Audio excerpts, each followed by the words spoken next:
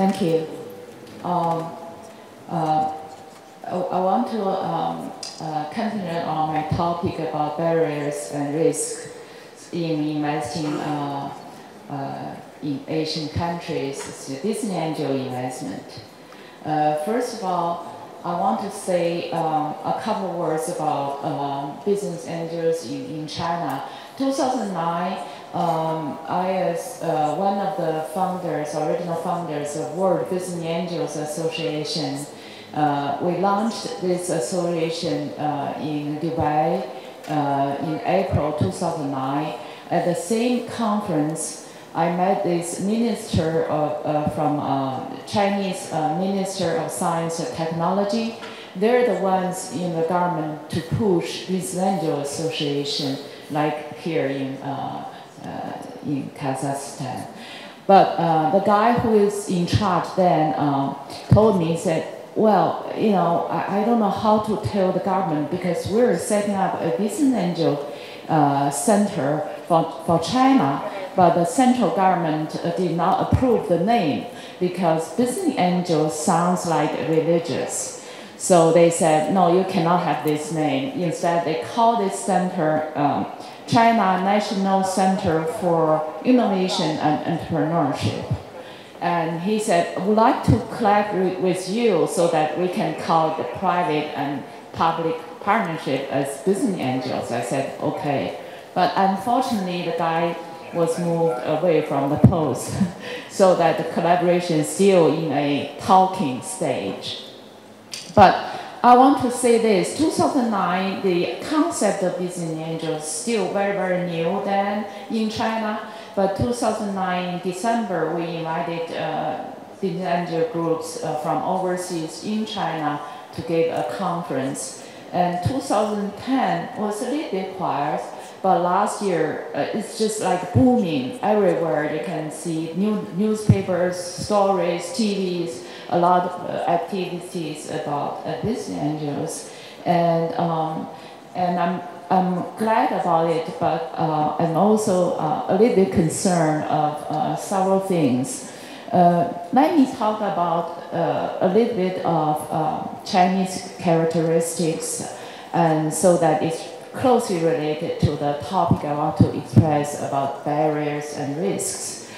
First of all, our investors relatively young. I do not know in this country, but in China, a lot of them are very, very young, highly educated, a lot of women, and they're the first generation who created their own wealth.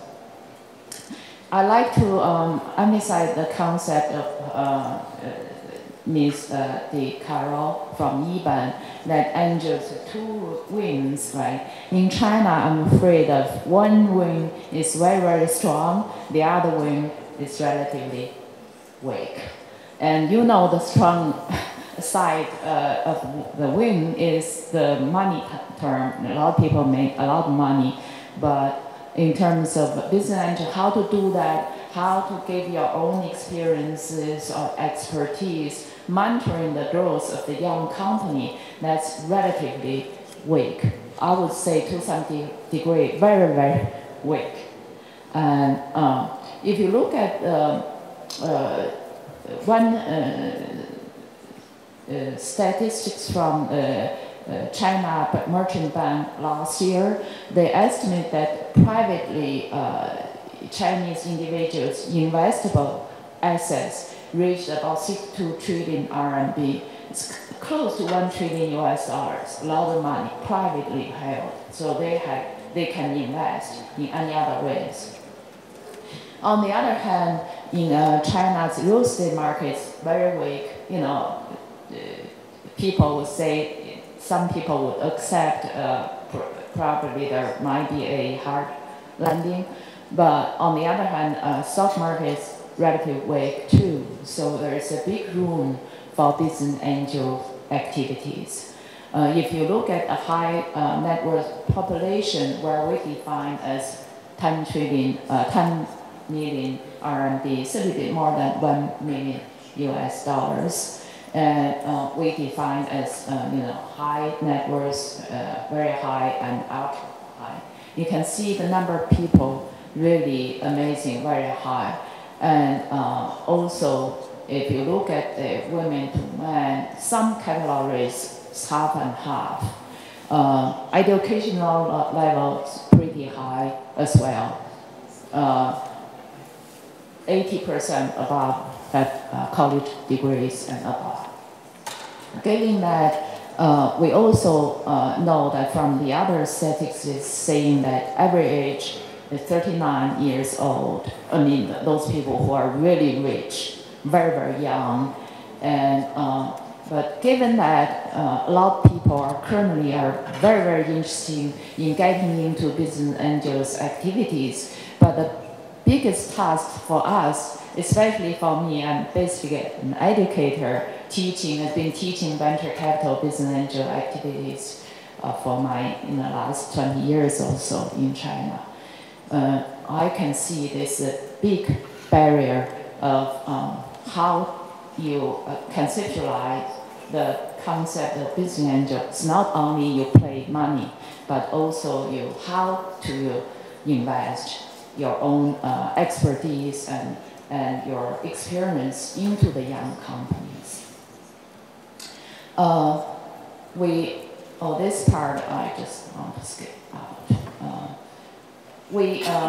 Actually, business angels activity started very, very weak, but started really in 1986, initiated by the government. Government started a 863 scheme or plan, 863 plan, which is started in 1986 in March, the 3rd month. So from that time, government started to pick up young private companies, try to use government money to form an innovation fund to invest. But the problem about that fund is that the innovation fund is big and gigantic, but the individuals' projects are small, scattered all over the country. It's very hard for them to reach centralized government innovation fund. So I think from 2006, the government started to set up different so-called guidance funds. The guidance funds saying, okay, private venture capital firms put up like 40%, 60% money, government would match another 40% and ask private people to manage, which I believe is a very big progress in terms of how government handle this issue. Because originally, government would like their own government officials to be the fund managers, and which you can understand are not quite successful. But from that time on, they changed to this so-called guiding fund. But I just gave a speech to the government people and saying, yes, guiding fund, but you want to put at least half of your money into seed fund instead of ordinary venture capital funds. Right now, one of my students just got into a government guidance fund, which had like 10 million RMBs, big, gigantic fund. I wonder that type of fund, how can you invest into seed stage projects like business angels projects? And this is how we want to collect information about business angel. But in China, it's growing so fast. We're still in the process to collect. Let me summarize sets of barriers. I want to concentrate on these small slides so that focus on my topic today. First of all, as I know, we are very young. The population, the investable or potential business angels, very young with not a lot of experience, with a lot of money, and that we really need education. Secondly, I think the China's experience, I think, may be relevant to you as well, because in the past, say in 1950s, 1960s, when China communists just took over, China wanted to learn everything from the Soviet Union, everything, even women would have a lot of babies, they are encouraged and rewarded. And it created a huge population base. And so that early 1980s, government had no choice, had to set up a one child, one family policy. I mean, this is not very good, but that's something you have to stick with, because otherwise China would not be like today, as everybody understands. But right now, everything after the reform, everything in China, we tried everything to learn from the US, everything. And we as returnees, educated, and I've been spending a lot of time in the US and work there. And I said to the Chinese government and population, we really cannot learn everything from the US, because you have to collaborate with your own culture.